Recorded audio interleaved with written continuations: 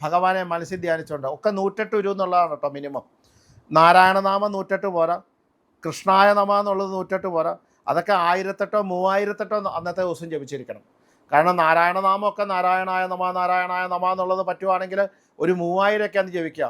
ഹരേ രാമ രാമ രാമ ഹരേ ഹരേ, ഹരേ കൃഷ്ണ കൃഷ്ണ കൃഷ്ണ ഹരേ ഹരേ, അതും ജപിക്കുക ഒരു 1008 അന്നത്തെ ദിവസം. കൃഷ്ണായ നമ, ക്ലീം കൃഷ്ണായ നമ, കൃഷ്ണായ നമ എന്നുള്ള നാമമൊക്കെ ഒരു 3000 രൂപയൊക്കെ ജപിക്കാം. കാരണം എത്ര ജപിക്കണോ, കാരണം അന്നത്തെ ദിവസം ആ ജപിക്കുന്നതിന് 1000 അല്ല 10000 ഇരട്ടി അനുഭവ ഗുണമുള്ള ദിവസമാണ്.